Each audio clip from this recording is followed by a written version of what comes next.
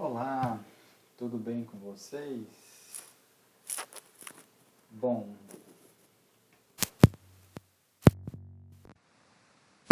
tudo bem com vocês?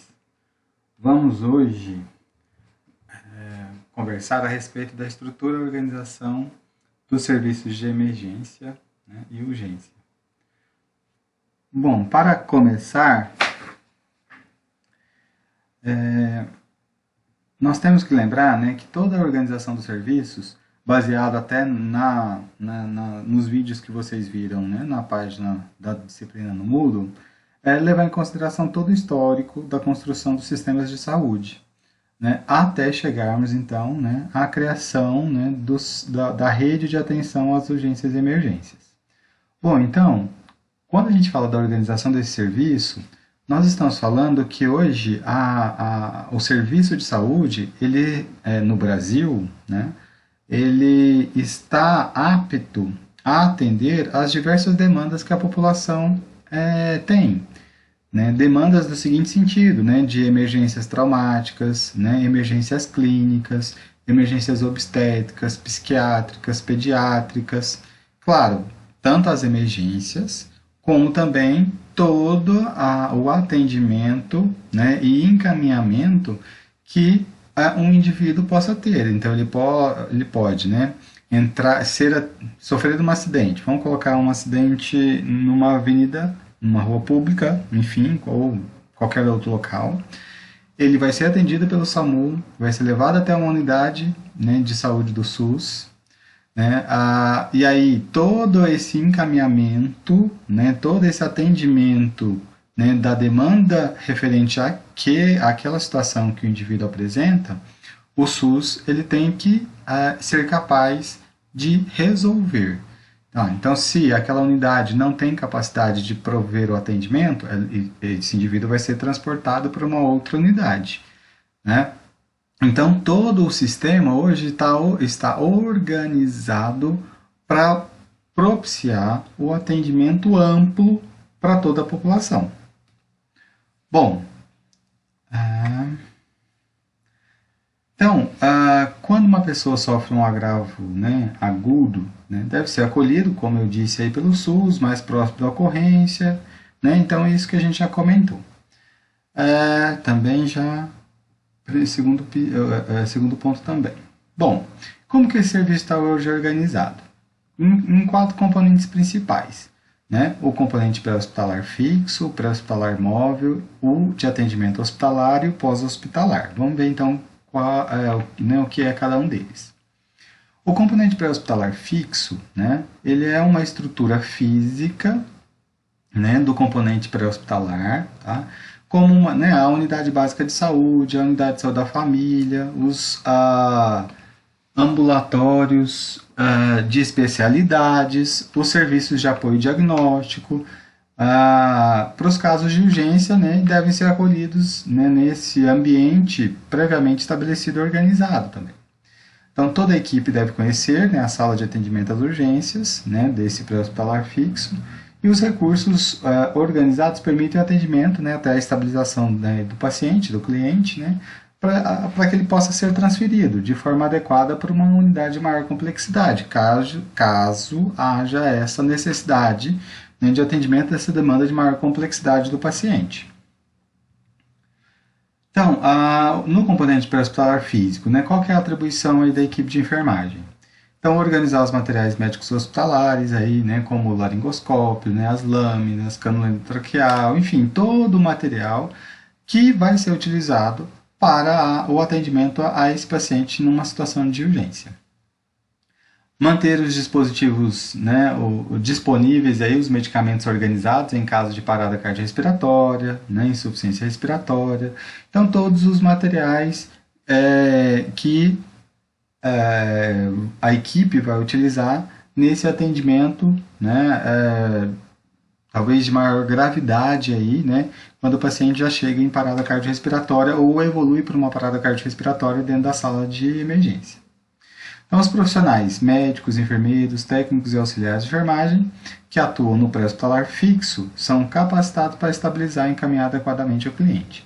Então, Então, toda a equipe que atua dentro do fixo, quando a gente está falando fixo, eu estou falando de uma unidade, né, de uma estrutura física, né, que recebe os pacientes. Então, toda a equipe da sala de emergência ela tem que estar preparada, né, capacitada para desenvolver todas as atividades ali, né, para este atendimento se dar numa maior rapidez e, claro, ser eficaz para o paciente. Tá? A criação de protocolos e rotinas e a sua aplicação também auxiliam o tratamento, melhora o resultado e contribui para a organização do trabalho e salva vidas, com certeza. Então, se nós tivermos os protocolos de atendimento definidos e a equipe toda ciente, né, das ações que compete a cada profissional, o atendimento ele se dá numa maior rapidez e organizada.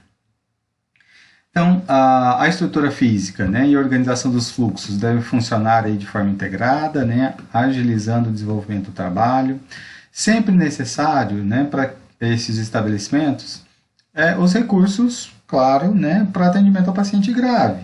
Né? Então, tais como esses, né, que a gente cita. Então, monitor, com desfibrilador, marca-passo, bombas de difusão, drogas vasoativas, enfim.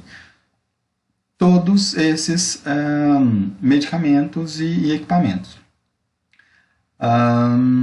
São disponibilizados medicamentos, né, os leitos de observação de 6 a 24 horas nessas unidades, né, e a ambulância para transporte também. A equipe médica composta de médico clínico, né, e pediátrico, né, podendo ser ampliada para ortopedistas e cirurgiões, né, com uma equipe de enfermagem completa, uma equipe de apoio diagnóstico, principalmente, né, a parte de laboratório e radiologia, e profissionais da área administrativa. Bom, então, finalizamos o fixo. Agora, o móvel, né, o item 2. Um componente hospitalar móvel. Bom, este componente, então, ele é estruturado, né, para prestar o serviço à população que necessita de socorro, né, ou na sua casa, na via pública, estabelecimento comercial, enfim, aonde for, tá?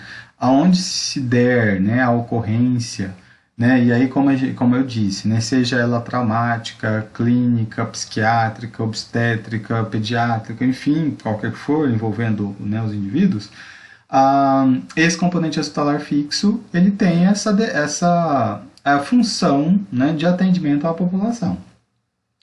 Então, ao pedir ajuda aí por meio da central de regulação, né, seja 192 do SAMU, 193 Corpo de Bombeiros, né, o socorrista, parente de vítima, pessoas e tal, né, vai receber então as orientações do médico regulador, que vai decidir aí qual tipo de ambulância ele vai encaminhar para a área, se uma ambulância de suporte básico, se uma ambulância de suporte avançado. Daqui a pouco a gente fala disso. O médico, então, autoriza o transporte do cliente diante do problema de saúde relatado pela equipe local do atendimento. Então, olha, eu aciono, aí o médico regulador ou a pessoa que te atende vai definir qual a ambulância, né, que vai estar disponível, a gente tem que levar em consideração isso também. E chegando lá, a equipe, claro, em contato com o médico regulador, vai definir para qual a unidade de saúde esse paciente vai ser levado de acordo com a sua gravidade. Tá? Bom. Então, o móvel, né? Então, essas equipes do componente pré-hospitalar móvel são compostas aí, né, pelo médico, pelo enfermeiro, o técnico auxiliar, né, com habilitação específica para essa atividade. Então, eles têm que passar por um treinamento específico, tá? Sempre necessário conhecer as atribuições, as normas e rotinas para todos os atendimentos. Então, o que nós observamos que, principalmente, né, o SAMU, existem protocolos de atendimento para os diversos cenários que a equipe possa encontrar. Tá? Bom, quando a gente fala então de suporte básico de vida, nós estamos falando numa equipe composta, né, por auxiliar ou técnico enfermagem ou condutor do veículo e, caso o corpo de bombeiros estiver associado, um bombeiro militar. Tá? Quais são as atribuições? Então, é um atendimento de baixa complexidade, não realiza procedimentos invasivos, né, em casos de vítimas de menor gravidade. Tá? Bom, então nesse caso aqui, não é realizada intubação endotraqueal, não é administrado medicamentos. Então, é um atendimento de menor complexidade que possa ser realizada sem procedimentos invasivos. A equipe de suporte avançado já é o enfermeiro, o médico e o condutor do veículo. Né? Aqui já se realiza atendimentos de maior gravidade, de maior complexidade, vítimas mais graves. Então, aqui pode fazer intubação endotraqueal, administração de medicação, tá? Porque tem um médico prescritor, né, ali do lado, né, ou compondo a equipe. Bom, então falamos do componente pré-hospitalar fixo, pré-hospitalar móvel e agora o componente hospitalar, né, de atendimento hospitalar. Então, as unidades hospitalares, né, ou pronto-socorro, oferecem um atendimento imediato e ininterrupto aos pacientes ou crianças, né, pacientes adultos, ou crianças em estado crítico ou potencialmente crítico. Bom, esse atendimento hospitalar ele é definido por grau de complexidade. Bom, então aí nós temos hospitais que vão ser classificados de acordo com a sua capacidade de resolver os problemas de saúde que a população demanda. Tá? Então, temos 3 classificações principais. Tá? O hospital tipo 1, né, o hospital especializado, que conta com recursos tecnológicos e humanos adequados aí para o atendimento de emergência de natureza clínica ou cirúrgica, nas áreas de pediatria, traumatologia, né, e cardiologia. Bom, então um hospital de menor complexidade. Um hospital tipo 2 já é um hospital geral, dispõe de unidade de emergência, né, com recursos, enfim, tecnológicos e humanos adequados para o atendimento geral de emergência clínica e cirúrgica. Então, um hospital nível 2. Um hospital nível 3, também um hospital geral, né, que aí é a unidade de saúde que consegue atender a qualquer agravo de saúde da população. Tá? Então, geralmente, aí, os hospitais universitários são hospitais classificados como nível 3. Bom, então, toda a infraestrutura do atendimento hospitalar, né, claro, tem que oferecer recursos materiais, equipamentos, medicamentos, de acordo com as normas, né, que hoje nós temos de funcionamento no país. As unidades de emergência, né, ela é caracterizada pelo fluxo intenso de pessoas que circulam nessa área, né, em razão da rotatividade dos pacientes que procuram o serviço devido à gravidade das suas condições. Bom, então a unidade de emergência, e aí não é difícil vocês, nem quem faz o estágio no pronto-socorro ou passa pelo pronto-socorro, já avalia essa grande rotatividade de pacientes. Então, claro, essa grande rotatividade de pacientes leva a uma grande rotatividade de profissionais. Né?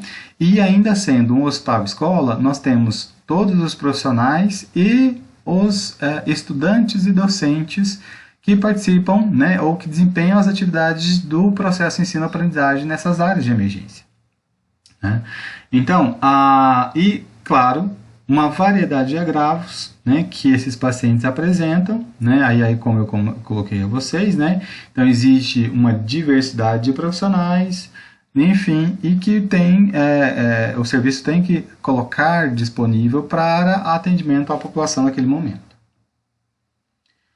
Então, ao realizar as intervenções, né, orientadas no tratamento e na prevenção de outros agravos, é fundamental, né, que a equipe tenha destreza, capacidade de observação, que trabalhe em equipe e que desenvolva um pensamento crítico ali na tomada de decisão.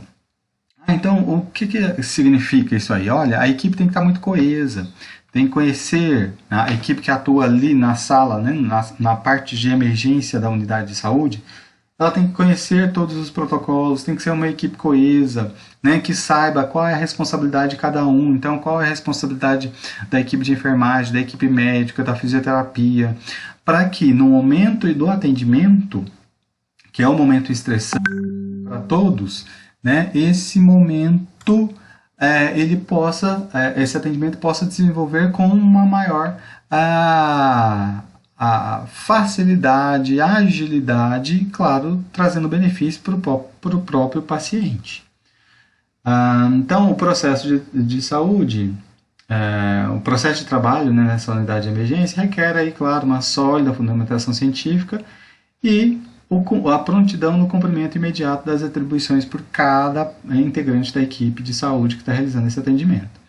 Então, é sempre importante a equipe estar bem atualizada para esses atendimentos, né?